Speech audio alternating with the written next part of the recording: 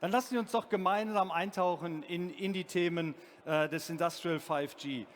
Zum Start ist es sicherlich sinnvoll, dass wir nochmal auch einen Überblick über den Stand bekommen, dass wir nochmal schauen, was ist denn im industriellen Bereich eigentlich gerade Stand der Technik und einer der großen Partner, wie wir es gerade schon gehört haben, die 5G ASIA, hat da einen sehr, sehr besonderen Blick drauf, beschäftigt sich seit vielen Jahren damit, bringt die IT- und OT-Firmen zusammen, die hier eben das möglich machen, dass 5G nicht nur unsere Handys beglückt, sondern eben auch eine Lösung sein kann in der Industrie. Und deswegen freue ich mich sehr, die beiden Vorsitzenden der 5G Asia hier zu haben, Dr. Andreas Mueller und Dr. Afif Osseiran. I'm very happy to have you both here on stage. Dr. Andreas Mueller, Dr. Afif Osseiran, I'm very happy to have you here and you give us an overview about the state of 5G Asia. The stage is yours. Right, thank you very much, Frank, and good morning, Hannover. Yeah. Okay, let's try it again. Good morning, Hannover. Good morning. It's Monday morning, first day, so there's still room for improvement, yeah. But good to be here again today. So it has been 1 year since the last Hannover Messe. Doesn't feel like that long, but it's really great to see the high level of excitement again in the 5G arena. It's a great opportunity that we can have the central spot here, really looking into 5G and related technology and to see what is the state of play. Afif, 1 year ago, last year, we celebrated the 5th anniversary of 5G ACIA. So what have you done since then? Well, you know, it became a ritual, isn't it? We are coming every year almost, giving you a status update, what's happening, you know, on global level on industrial 5G, and also what we have made as an alliance, what, you know, the major topics we have done during the last year. And hopefully this year is reflected. You will see some surprises. Things are moving forward, and we are excited. So I will let you, Andreas, maybe begin, give us some introduction, and then I will take over, you know, about the status of 5G. All right, happy to do that. Let's see how much time I will leave for you. Thanks. Okay, so yeah, it's a little bit a small screen. I hope it's still okay. But first we need a slide. Slides would be good. Yeah, they are. Can we maybe get the slides on the screen? Okay, it's here, but it's not, now it's there, okay. So let's start with the vision that we had when we started 5G ACIA, right? So we had a similar slide 6 years ago when 5G ACIA has been established, and the big vision is that we have the developments towards 5G on the one hand, and 5G, of course, has a very strong focus on the vertical industries, and at the same time, we have the developments towards Industry 4.0, which is also not new. It has been discussed for many years, but as sometimes in life, things take some time. And then it's quite natural to bring both developments together and to use 5G for the factory of the future, to lift Industry 4.0 to the next level, and to achieve unprecedented levels of flexibility, efficiency, productivity, and ease of use. So that's the vision. If we look at where we are today, right, so then it looks a little bit like this. If you see where the money is being made in 5G, of course, the vast majority is still in the consumer business, which is not surprising because it's a huge business. And maybe in the industrial domain, it's still a little bit behind original expectations. There are many things going on. We can see this here at Hannover Messe. There are devices, solutions, more and more people adopting 5G, but it's not where we expected it to be in 2024. So we will explore a little bit why is it like this and what needs to be done, what is done in order to make the original vision become a reality. So in general, it's not just 5G on its own that provides value. 5G does not solve any problem. 5G is just an enabling technology that can be used together with other building blocks for fostering the digital transformation of the manufacturing industry. So it needs to be combined with edge computing, with digital twins, with AI, artificial intelligence, machine learning, and then we can realize new applications and use cases that we could not realize before. And we can also make existing use cases and applications more efficient and implement them in a smarter way. So this is then the basis for a very powerful and future-proof enablement platform for the digital transformation. And of course, there are many use cases, and also such a slide that you can see here is not really new, with what we can do with 5G in the manufacturing industry. Intralogistics is a big topic whenever you have moving devices like automated guided vehicles. You can connect it use it connecting wireless sensors and actuators, for example, in the process industry where we have large distances. It can be realized or used for realizing modular production so that we can easily reconfigure a production line and many more things. So a lot has been discussed in this context already before.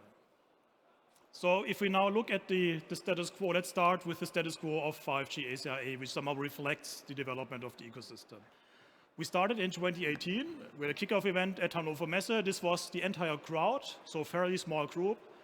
And then we have been expanding over the last couple of years into a big global organization. We had just a great meeting in Taipei in December last year.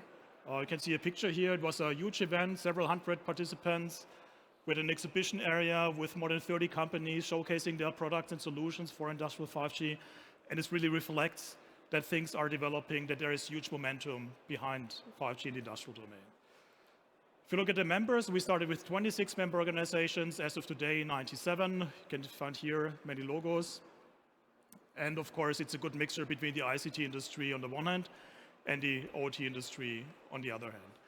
At the same time, it's still behind the original expectations. And that's why we came to the conclusion, also in 5G ACIA, that we have to shift a little bit our focus from technology development and standardization, and we have done a lot of work in this context in the last couple of years, to more ecosystem development. Right now we have to make sure to take it from theory to practice. And of course, what is needed for that are the actual end users.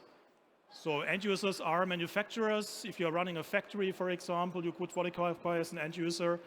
And in order to support these activities, we just introduced a new membership category, particularly targeting at end users. So if you have a factory and are producing stuff, you're more than welcome to join us, a new membership category. You get at a discounted rate, full access to all our material. You can participate in all internal, external activities and become part of the discussions. And we also noticed in some cases it's still lack of sufficient understanding of where we are with 5G and what you can do with it. So that's why this is a recent move that we did as an attempt to improve the ecosystem development. But it's not the only aspect that we were focusing on. On the other hand, it's very important now to really go to the different regions where 5G should be used in the manufacturing industry.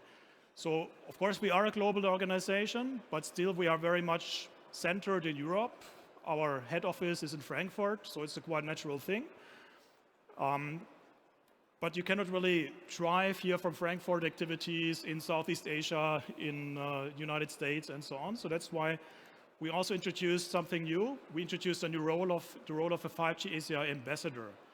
So we have initially elected ambassadors for China, for Japan, and for the United States. And this is the beginning, right? It can be more in future.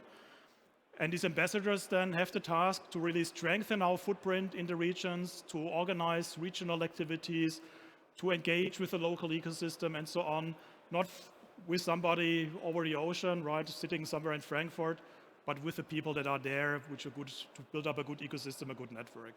And also this is an attempt to really strengthen and accelerate this ecosystem development. So if you look now at the general achievements that we have made already, right? And it's quite a lot that we have achieved in the last couple of years.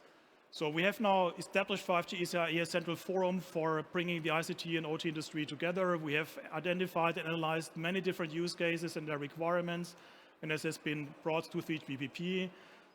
VGBP has standardized many features that are of quite high interest and value to the industrial domain, like time-sensitive networking, RedCap, reduced capability mode of 5G, the support of layer 2 PDU transmissions, for example. So many features that have been standardized with the industrial domain in mind.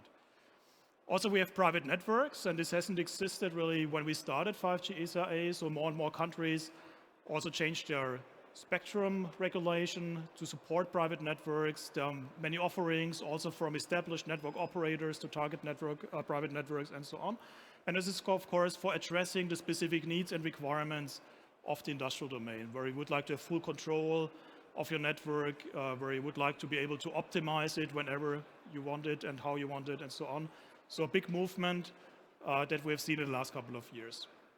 We've done quite some work on shop floor integration, how to bring 5G together with other technologies in the factory floor, like time-sensitive networking, OPC UA, also how to integrate it into existing IT infrastructures with suitable exposure interfaces. And of course, there have been many test beds and POCs. So it's not that there's a lack of test beds. Many companies have come together, have set up something, have built up something, and have tested 5G for different applications and use cases. And also 5G ASIA, of course, has done a lot of work there. So what is still missing? So what we have is a classical chicken-egg challenge, right? So chicken-egg challenge means there's a chicken and there's the egg, and the question is, what was there first? Was there first the chicken? Of course, the chicken says, no, the egg should be first. Or was there first the egg? And the egg says, no, without a chicken, there can be no egg, right? And it's a little bit a similar situation that we are facing now. So without a good ecosystem of industrial 5G devices, there is little incentive for factory owners to deploy 5G in their networks. And without not many factories having 5G for connecting devices, there's little incentive for device manufacturers to come up with innovative 5G devices. And the second one is, if you look at the chipsets, so we still have a lack of implementation of many features that have been standardized. Without a big market, there's not so much incentive for a chipset vendor, for example, to implement all these industrial specific features. But without these features in the chipsets, there will not be a big market. And this is now a challenge that we have to address as an ecosystem. And the solution is, of course, to come all together, to work together, and to take it step by step. And another activity that we now started in order to drive the ecosystem development is to join forces with related vertical industries. So far we had a strong focus on discrete manufacturing, on the process industry, but we noticed that there are similar verticals, related verticals with quite similar requirements and interests. And we started by expanding our scope and also focusing more and more initially on ports and on the mining industries. So these are areas where, for example, coverage is a major challenge. And this is not necessarily the end. So this is now the first wave, I would say, and then if it's progressing successfully, then we will be more than happy to add additional verticals as well. And again, this helps to increase the critical mass that we need to get over this chicken-egg challenge. So that's a little bit a short overview and introduction, and now I hand it over to Afif, who has some more details for us. Yeah, thank you, Andreas. And just to mention, we are planning to do a workshop, of course, during the fall, September and October. Let me now move on to the next topic and where we are in terms of industrial 5G journey from global perspective and also what we have done in 5G ACIA. What I have done the last few years, I just pick few indicators measuring, the progress of industrial 5G in 5G. And those has been constantly, of course, growing. This time I will pick the same one so you can compare to last year and as well, the last few months. And all of them, they have been updated. They are fresh, I would say, from a couple of weeks to a couple of months old figures. And let me start, by the top left one. Where are we in terms of the progress, in relation to 5G first, before going into industrial 5G? What you can see, we have more deployed network, but the progress has been, slightly slower. If you may recall, last year I came with a number roughly around slightly less than 250 networks. So we are 20% more almost this year. Then when it comes to standalone, so purely 5G network, we do have more. The growth has been slower, around 15%. So last year it should have been slightly below 40 standalone network. And this is in line what some of the major suppliers did issue a warning that 2023 and 2024 will be difficult years And this number is reflecting that, the 46. Then there are two other indicators. They are also growing, that 5G is really here. It's covering more population, and also the consumption per user is increasing for various, various factors. Now we are reaching above even 26 gigabit. Last year, 21, and 2022 it was around 15. So it's almost, we are doubling in 2 years' time. Then let me move on to the bottom line, which is most important for us, relevant, and these numbers should be taken with, carefully. The first one is how many announced industrial or private networks. And from the Global Supplier Association, roughly 1,356. And this is reasonable increase from last year. I think last year it should be around slightly above 1,000. And again, not all of these are fully commercial. I guess it's about like maybe between 20 and 30% of these networks are commercial. Many of them are trials, and a big portion, 20 to 40%, depending, on the forecast, do focus on manufacturing. So manufacturing is a major vertical when it comes to private networks. And the portion, the analysts would forecast, the portion will even grow over time. Then if I move on to the second figure, how much we are forecasting, and this is the only figure that did decrease compared to last year. So again, the analyst has revised their figures. Last year I came here almost 14,000, and now I'm saying, it's even, close to 12,000. And I would say this figure might be even counting even a small network. The GSA do not count small networks, that the value of the network below certain value. And there is a ratio, I would say, of 100% between both. So let's see if this is in line. Last year we came here, we see, 5G, industrial 5G will pick up in 2 to 5 years. So now we are more tilting toward, closer to, I would say, 3 to 5 years. Then there are the two last indicators which are important. Internet of Things will play a major role, some of the use cases and factories and verticals, and there is a progress compared to last year, almost 1.5 billion additional IoT connections, and the percentage of the portion of cellular is roughly around 20%. And this year on stage, I said will be, in the years to come, the portion will increase, but according to the latest forecast, Ericsson Mobility Report, this will stay stable. Even this number has been revised. Now there is also another dimension which is equally important. It's the spectrum. And I would like to update you. In 5G ACIA, we look on a few times a year what is happening, over the globe. Where are the new spectrums that discussion to be allocated or available or has been allocated? I would say compared to last year, maybe few examples I can give. Belgium, for example. Switzerland will be available from this year. Taiwan has been announced in 2023. Spain. In addition, what here is on the map. And here on the map, what you will see, different kind of models where spectrum is directly allocated, like Germany, and other in the mid-band or in the high band, as you can see.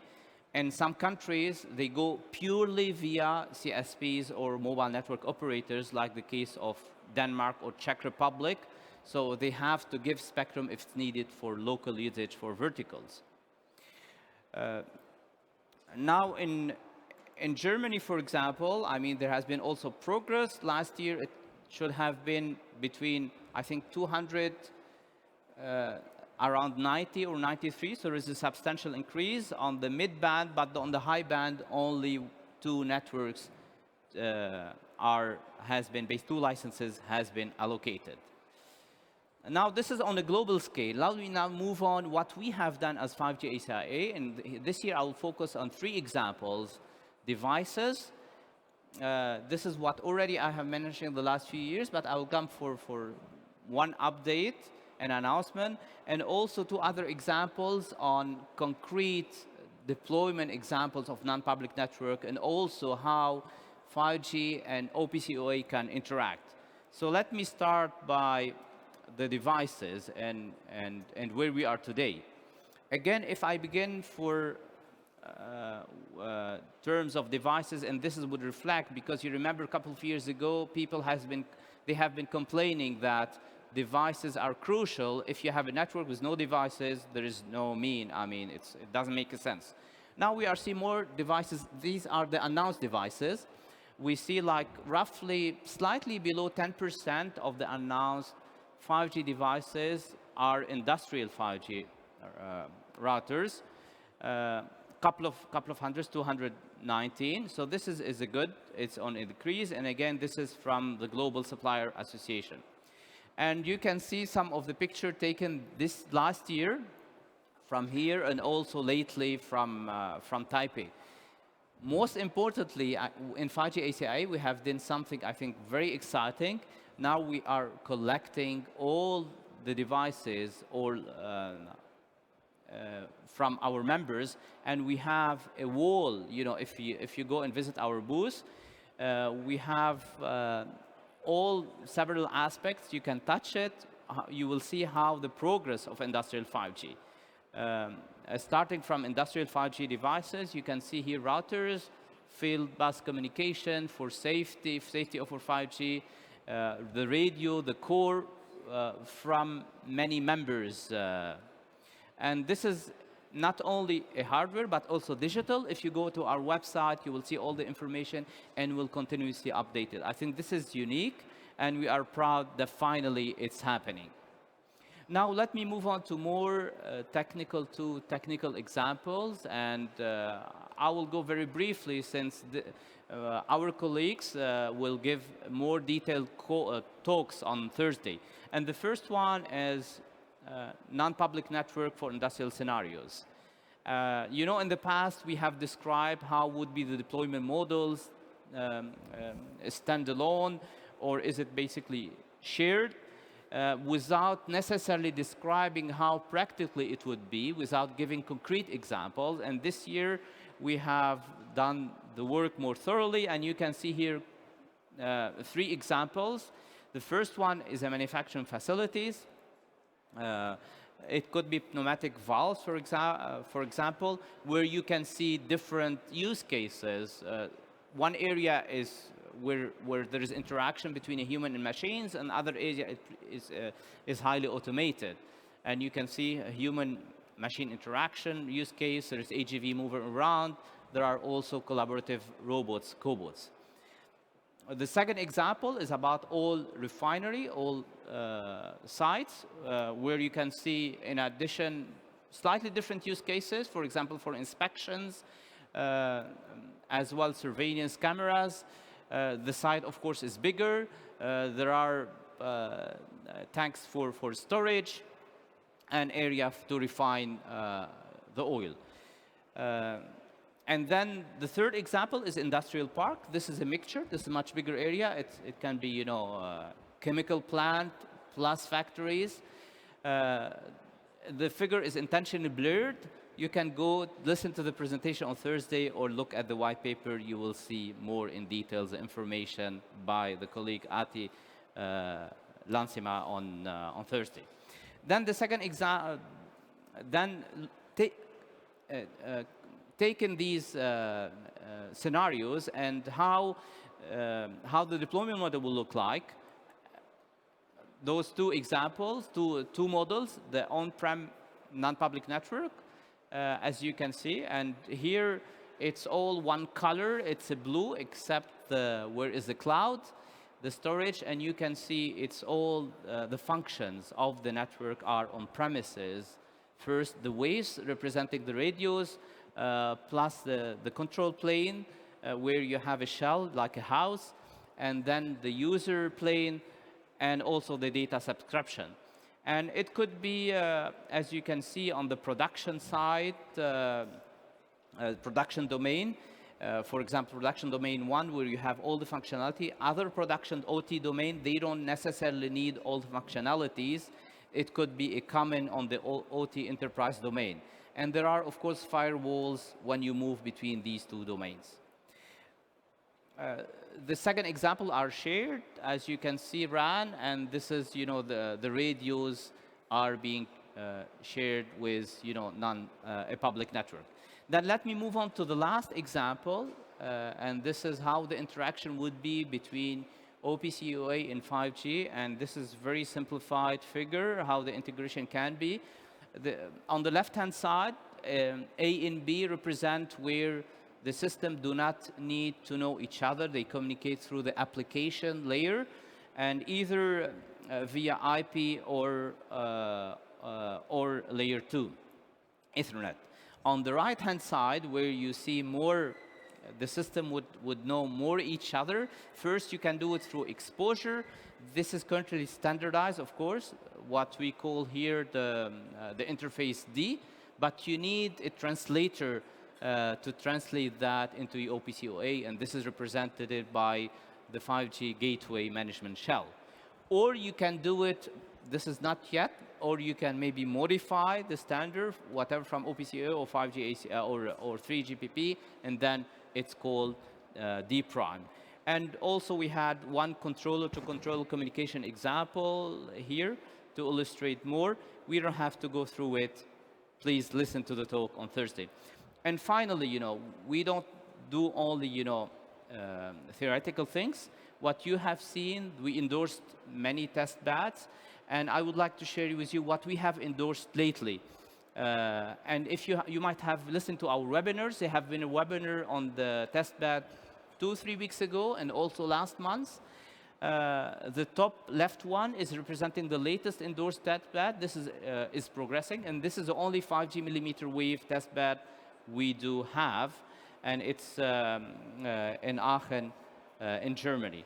And then you can see other endorsed test bed like Profinet, ProfiSafe. Maybe you could have a flavor if you drop by our booth. And if you have listened to the webinar, there is also the 5G Open RAN test bed, also exciting, and this is will continue as well. And we have started, as you know, in 2021. So this is in a nutshell. You can concretely see on what we have done and what our members are doing in practice.